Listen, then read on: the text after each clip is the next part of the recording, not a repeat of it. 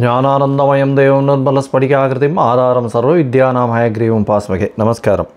நேயர்கள் அனைவருக்கும் astro KS ஐயங்காரின் பணிவான நமஸ்காரங்கள். மாத பலன். சோபகிருத வருஷம் மாசி மாதத்தின் பலன் 13/2/2024 13/3/2024 வரை உண்டான மாதத்திற்கு இருக்கக்கூடிய பலன்கள் மேஷம் முதல் மீனம் வரை பார்க்கலாம். முதல்ல இந்த மாதத்தினுடைய கோல்சாரம் என்ன, இந்த மாதத்தில் வரக்கூடிய விசேஷ நாட்கள் என்னென்ன அப்படின்றதையும் பார்த்துட்டு அதற்கு பிறகு இந்த மாதத்தில் ஒரு ராசிக்காக மேஷம் முதல் மீனம் வரை உண்டான பலன்கள் என்ன அப்படின்றத பார்ப்போம். முதல்ல இந்த மாதத்தினுடைய கோல்சாரம் என்ன அப்படின்றத பார்ப்போம். மேஷ ராசியில் குரு பகவானும், கன்னியா ராசியில் கேது பகவானும், மகர ராசியில் சுக்கிர பகவானும் செவ்வாய் பகவானும், சூரியன் சனி புதன் இந்த 3 கிரகங்களும் கும்ப ராசியிலையும், மீன ராசியில் ராகு பகவானும் இருக்கா. இந்த மாதத்தில் சூரிய பகவான் மகர ராசியிலிருந்து கும்ப ராசிக்கு பெயர்ச்சியாளர் 13ஆம் தேதி அன்னைக்கு சாயந்தரமாக. நம்ம சௌரமான கணக்கை வச்சுப்போம். அதாவது சூரியன் ஒரு ராசியிலிருந்து அடுத்த ராசிக்கு செல்லக்கூடிய விஷயத்தை சௌரமானம்னு சொல்லக்கூடியது. அது மாதத்தின் பிறப்பாக நம்ம எடுத்துக்கொள்கிறோம். இதில் சந்திரமானம்னு ஒன்று இருக்குது. அது அமாவாசைக்கோ பௌர்ணமிக்கோ அடுத்த நாள் வரக்கூடிய மாதத்தை மிச்ச ஸ்டேட்டில் இருக்கவா, அதாவது இந்த ஆந்திரா கர்நாடகா இவாளெலாம் பார்த்தேன்னா அவங்க எடுத்துக்கொள்கிறது சந்திரமானத்தினுடைய அடிப்படையில் எடுத்துக்கொள்கிறோம். நம்ம தமிழ்நாடு, பஞ்சாப், இந்த கல்கத்தா இந்த மாதிரியான இருக்கக்கூடிய ஸ்டேட்ஸ், இந்தியன் ஸ்டேட் பார்த்திங்களேனால் அவங்க சௌரமானத்தின் அடிப்படையில் இந்த விசேஷங்களை கொண்டாடுறோம். பொதுவாகவே மாத கிரகங்கள்னு சொல்லக்கூடிய சூரியன், செவ்வாய், புதன் மற்றும் சுக்கிரன் இந்த 4 கிரகங்களை பொறுத்து, இந்த 4 கிரகங்களுடைய மூமெண்ட்டை பொறுத்து தான் இந்த மாதத்தினுடைய பலன்களை சொல்லுவோம். இந்த மாதம் பார்த்தலையானால் சுக்கிர பகவானும் சரி, செவ்வாய் பகவான் இந்த மாதம் மொத்தமே மகரத்தில் இருக்கார். சுக்கிர பகவான் இந்த மாதத்தினுடைய கடைசி பகுதி, அதாவது 9/3 அன்னைக்கு பார்த்தேன்னா, அதாவது 8/3/2024 அன்றைக்கி பார்த்தேன்னா மகரத்திலிருந்து கும்பத்துக்கு போகிறார். புத பகவான் 2ஆம் தேதி அன்றைக்கி 2/3/2024 அன்றைக்கி கும்பத்திலிருந்து மீனத்துக்கு போகிறார். இதுதான் ஒரு பெரிய மாற்றமாக இந்த மாதத்தில் அமையிறது. பொதுவாகவே பார்த்தேன்னா மாத கிரகங்கள்னு சொல்லக்கூடியதை வைத்து சொல்லக்கூடிய விஷயங்கள் தான் இந்த மாத பலன்கள். இந்த மாதத்தில் வரக்கூடிய நல்ல விசேஷ நாட்கள் என்ன அப்படின்றத பார்த்தோமே. ஆனால் 13ஆம் தேதி சாயந்தரம் மாதம் பிறகுறது. சூரியன் மகரத்திலிருந்து கும்பத்துக்கு போகிறார், அதை சொல்லிட்டோம். 16ஆம் தேதி பார்த்தேனால் ரத சப்தமி, அதாவது வளர்பிறையில் வரக்கூடிய 7ஆம் நாள், அமாவாசையிலிருந்து வளர்பிறையில் வரக்கூடிய 7ஆம் நாள் ரத சப்தமி அப்படின்னு பேர். அதுவும் மாசி மாதத்தில் வரக்கூடியது. இதன் மூலியமாக என்ன அப்படின்னா, இந்த ரத சப்தமியில் தேர்கால்கள், சூரிய பகவானின் தேர்கால் வடக்கு நோக்கி பிரயாணிக்க ஆரம்பிக்கிறது. அதனால் இன்னுமே வெப்பம் அதிகமாக இருக்கக்கூடிய காலகட்டமாக இருக்கும். சரி, 24ஆம் தேதி 24/2/2024 அன்றைக்கி பார்த்தேன்னா மாசி மகம். மாசி மகம்ன்றது பௌர்ணமி சொல்லக்கூடியது.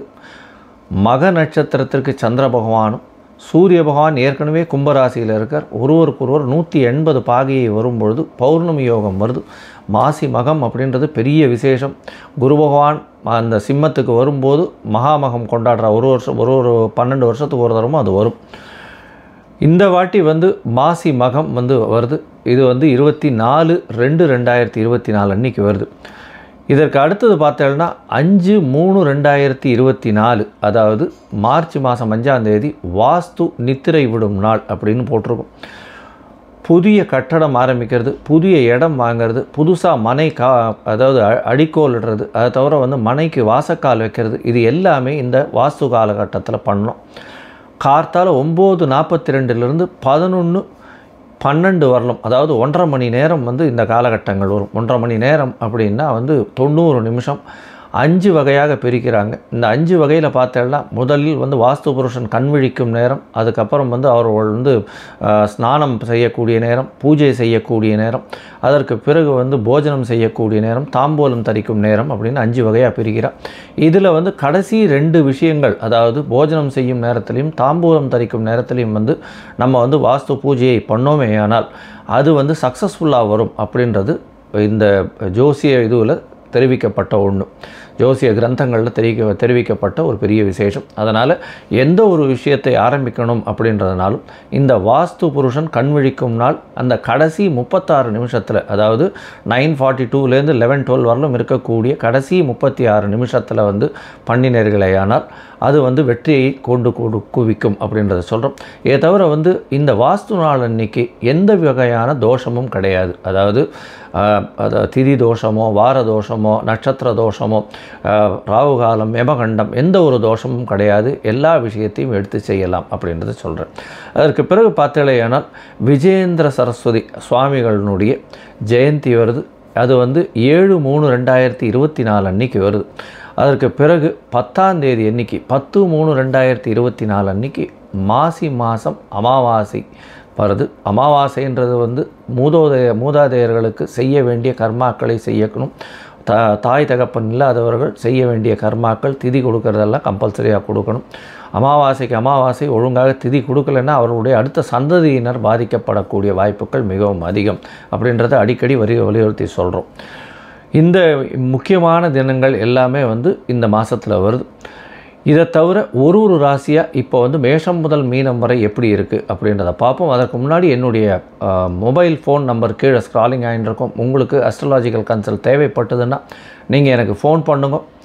உங்களுடைய date, time, place of birth அனுப்பிச்சலையானால் என்னுடைய சார்ஜஸ் என்ன அப்படின்றத போட்டுட்டு அதில் சந்தி இருக்கா அப்படின்றத பார்க்கணும். அந்த டயத்தில் வந்து சந்திரன், அதாவது நட்சத்திர சந்தியோ, பாத சந்தியோ, லக்ன சந்தியோ, இல்லைன்னா வந்து ஒரு ராசியிலிருந்து அடுத்த ராசியில் இருக்கக்கூடிய சந்தியோ இருந்ததேயானால் அதன் பிரகாரம் வந்து பலன்கள் மாறும். அதனால் வந்து உங்களுடைய ராசிக்கு என்ன நட்சத்திரம் கரெக்டாக வருது, எந்த பாதம் கரெக்டாக வருதுன்றதை பார்த்து கோல்சார பிரகாரம் இன்றைய நிலையை வச்சுட்டு உங்களுடைய தசாபுக்தி அந்தரம் சூக்ஷ்மத்தை வச்சுட்டு உங்களுடைய பலன்கள் என்ன அப்படின்றதையும் பார்த்து என்ன எளிய பரிகாரம் பண்ண முடியும் அப்படின்றதையும் சொல்கிறேன். இப்போது மேஷம் முதல் மீனம் வரை மாசி மாதம் சோபகிருத்து வருஷத்தின் பலன்களை ஒன்றொன்னா பார்க்கலாம். மகரம், உத்திராடம், திருவோணம், அவிட்டம் இந்த 3 நட்சத்திரம் 9 பாதங்களை கொண்ட ராசி. ராசியின் அதிபதினு சொல்லக்கூடிய ஒரு சனி பகவான் ராசிக்கு 2ஆம் இடத்துல இருக்கார். இந்த மாதம், அதாவது சோபகிருத்து வருஷம் மாசி மாதம் 13/2/2023 13/3/2023 வரை உண்டான நாட்களில் உங்களுடைய ராசிக்கு ராசிநாதன் 2ஆம் இடத்துல இருக்கிறதும், உங்களுக்கு 7 சனி நடக்கிறதும், அதை தவிர பார்த்தேனால் பாத சனியில் இருக்கக்கூடிய காலகட்டம். மகர ராசியில் பார்த்தேன்னா பொதுவாகவே இந்த மாதத்தினுடைய பலன்களை மாத கிரகங்கள்னு சொல்லக்கூடிய சூரியன், செவ்வாய், புதன் மற்றும் சுக்கிரனை வச்சு சொல்லுவோம். இந்த மாதத்தில் உங்களுடைய ராசியில் சுக்கிர பகவானும் செவ்வாய் பகவானும் சஞ்சரிக்கிறார். இது ஒரு பெரிய ஏற்றம். 4ஆம் அதிபதி அப்படின்னு சொல்லக்கூடிய செவ்வாய் பகவான் உங்களுடைய ராசியில் உச்சப்பட்டு போயிருக்கார். அதை தவிர உங்களுடைய ராசிக்கு மிகப்பெரிய சுவர், மிகப்பெரிய யோகர்னு சொல்லக்கூடிய சுக்கிர பகவானும் உங்களுடைய ராசியில் இருக்கார். இதன் மூலியமாக பார்த்தோன்னா உங்களுடைய அதாவது உங்களுடைய திங்கிங் எல்லாமே வந்து ஒரு பெரிய ப்ராட் லெவலில் இருக்கும். அதை தவிர வெற்றிகள் உருவாகக்கூடிய வாய்ப்புகள் மிகவும் அதிகமாக இருக்கும். அதாவது தொலைநோக்கு திட்டங்கள் எல்லாத்தையும் வந்து நீங்கள் வெற்றிகரமாக செயல்படுத்தக்கூடிய வாய்ப்புகள் மிகவும் அதிகம். உங்களுடைய ராசிக்கு 2ஆம் இடத்துல வந்து சூரிய பகவான் மற்றும் புத பகவான் சனி பகவானோட சேர்ந்து இருக்கக்கூடிய காலகட்டம். உங்களுடைய ராசிக்கு 8ஆம் அப்படின்னு சொல்லக்கூடிய 8க்கு அதிபதியானவர் சூரிய பகவான் குடும்பஸ்தானத்தில் போய் இருக்கிறதுனால சிறு சச்சரவுகள் இருக்கக்கூடும். இருந்தாலும் குடும்பாதிபதினு சொல்லக்கூடிய சனி பகவான் வந்து அங்கே ஆட்சி பெற்று போயிருக்கிறதுனால ஒருவர் அதாவது கணவன் மனைவிக்குள்ளே பிணக்கு ஏற்படக்கூடிய வாய்ப்புகள் இருக்காது. அதாவது பிளவு ஏற்படக்கூடிய வாய்ப்புகள் நிச்சயமாக இருக்காது. உங்களுடைய ராசிக்கு பார்த்தலையானால் திடீர் பண வரக்கூடிய வாய்ப்புகள். 8ஆம் அதிபதி தனஸ்தானத்தில் போய் உட்கார்றதுனால மறைந்து இருக்கக்கூடிய இடத்துல திடீரென்று பண வரக்கூடிய வாய்ப்புகள் நிச்சயமாக உண்டு.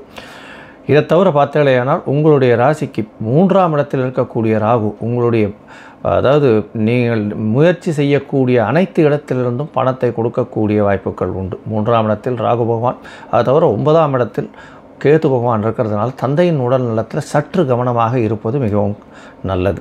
உங்களுடைய ராசிக்கு பார்த்தலையானால் 3/3/2024 இந்த காலகட்டத்தில் உங்களுடைய ராசியிலிருந்து உங்களுடைய ராசிக்கு 2ஆம் இடத்திலிருந்து 3ஆம் இடத்துக்கு புத பகவான் சஞ்சரிக்கிறார்.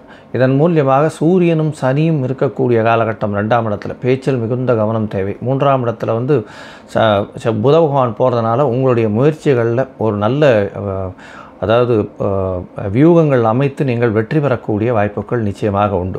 இந்த மாதத்தில் உங்களுடைய ராசிக்கு 8/3/2024 பார்த்தேன்னா சுக்கிர பகவான் உங்களுடைய ராசிக்கு 2ஆம் இடத்துல வர்றதுனால நல்ல ஒரு ஏற்றம் கிடைக்கக்கூடிய காலகட்டம். ஏன்னா சுக்கிரனும் சனியும் சேர்ந்து 2ஆம் இடத்துல பேச்சில் நல்ல நளினம் இருக்கக்கூடிய காலகட்டமாக இருக்கும். அதாவது 3ஆம் தேதியிலிருந்து 8ஆம் தேதி வரலும் ரொம்ப ஜாகிரதையாக இருக்கிறது நல்லது. ஏன்னா சூரியனும் சனி மட்டுமே 2ஆம் இடத்துல இருக்கக்கூடிய காலகட்டம். சுக்கிர பகவான் வந்த உடனே அது எப்படி மேனேஜ் ஆகிடும், அதை பற்றி கவலைப்பட தேவையில்லை. உங்களுடைய ராசிக்கு பார்த்தாலேயானால் அந்த பார்ட்னர்ஷிப் பிஸ்னஸில் பெரிய ஏற்றம் இருக்கும். அதை தவிர தொழில் துறையில் பெரிய ஏற்றம் இருக்கக்கூடிய காலகட்டம். இந்த மகர ராசிக்காரர்கள் பொதுவாக அதாவது இந்த ஆழ்துளை கிணறு, அதை தவிர வாட்டர் ட்ரீட்மெண்ட்டு, அதை தவிர இந்த கறி, கேசோலின் இந்த மாதிரியான விஷயங்கள், அதை தவிர பெட்ரோல், டீசல், க்ரூட் ஆயில், தவிர எள்ளு, எண்ணெய் வகை சம்பந்தங்கள், இந்த மாதிரியான விஷயங்கள், அதை தவிர காங்க்ரீட் போடுறது, ஜல்லி காங்க்ரீட்டு, ரியல் எஸ்டேட் பிஸ்னஸ் பண்ணுறவா, அது தவிர அயன் அண்ட் ஸ்டீல் விற்கிறவா, இவாளுக்கெல்லாம் பெரிய யோகம், திடீர் தன யோகம் வரக்கூடிய வாய்ப்புகள் உண்டு. உங்களுடைய ராசியில் பார்த்தேனால் இந்த மாதம் மொத்தமே எல்லா விதமான ஏற்றங்களும் இருக்குது. எல்லா முயற்சிகளும் வெற்றிகரமாக இருக்கக்கூடிய காலகட்டம். இருந்தாலும் மகர ராசிக்காரர்கள் சில நாட்களை தவிர்ப்பது நல்லது அப்படின்றத சொல்கிறோம். அது 24/2/2024 26/2/2024 வரை உண்டான நாட்களை தவிர்ப்பது மிகவும் நல்லது. இந்த காலகட்டத்தில் சந்திராஷ்டம காலகட்டம்னு சொல்கிறோம். சந்திராஷ்டம காலகட்டத்தில் மதிகாரகன் அதாவது சந்திர பகவான் மறைந்து இருக்கக்கூடிய காலகட்டம். அதனால் தவறான முடிவுகள் எடுக்கக்கூடும். புதிய முடிவுகளோ ஏதாவது புதிய முயற்சிகளையோ தள்ளி போடுவது நல்லது அப்படின்றதும் சொல்கிறோம். இந்த மாதத்தில் பார்த்தோம்னா எந்த மகர ராசிக்காரர்களுக்கு கோச்சார பிரகாரம் செவ்வாய் நல்ல ஆட்சி பெற்று போய் அதாவது உச்சம் பெற்று போய் இருக்கிறதும் சுக்கிரனோட சேர்ந்திருக்கிறதும் பெரிய விசேஷம். இருந்தாலும் சிலர் ஜாதகத்தில் செவ்வாய் சற்று கம்மியாக அதாவது பலம் கம்மியாக இருக்கக்கூடிய காலகட்டமாக இருக்கலாம். இதற்கு பார்த்தேனால் நீங்கள் அருகில் இருக்கிற கோவிலில் உங்களால் முடிஞ்ச செவ்வாய்க்கு உண்டான செவ்வரளி இல்லைன்னா இந்த செவ்வாய் பகவானுக்கு உண்டான துவரம்பருப்பு, அதை தவிர செவ்வாய் பகவானுக்குன்னு சொல்லக்கூடிய இந்த மரங்கள்னு பார்த்தோம்னா இந்த கருங்காலி மரம், அந்த மரம், அதை தவிர அரளி மரம், அரளி செடி, இதெல்லாம் தானமாக கோவிலில் கொடுத்தலையானால் உங்களுக்கு நல்ல ஒரு ஏற்றம் கிடைக்கக்கூடிய காலமாக இந்த மாதம் மாறும். இதை தவிர பார்த்தாலேயானால் உங்களுக்கு இந்த மாதத்தில் செவ்வாய் பகவானால் ரியல் எஸ்டேட் துறையில் இருக்கிறவர்களுக்கு பெரிய ஏற்றம் கிடைக்கக்கூடிய காலகட்டம். புதிய வீடு மனை வாங்கக்கூடிய வாய்ப்புகள் வரும். ஏன்னா 4ஆம் அதிபதியே உங்களுடைய ராசியில் உச்சம் பெற்றிருக்கிறதுனால எல்லா விதமான ஏற்றங்களும் உங்களுக்கு இந்த மாதத்தில் வந்தே தீரும். இதன் மூலியமாக உங்களுக்கு ஒரு பெரிய ஏற்றத்தை கொடுக்கக்கூடிய காலமாக இந்த மாதம் அமையிறது அப்படின்றது சொல்கிறேன். லோகா சமஸ்தா சுகினோ பவந்து. நன்றி, நமஸ்காரம். Astro KS Iyengar YouTube channel பார்த்தமைக்கு நன்றிகள். மேலும் இது போன்ற ஆன்மீக ஜோதிஷ தகவல்கள் உங்களை அடைய astro KS Iyengar YouTube channel subscribe செய்யவும், பெல் ஐக்கானை மறக்காமல் அழுத்தவும். நன்றி, வணக்கம்.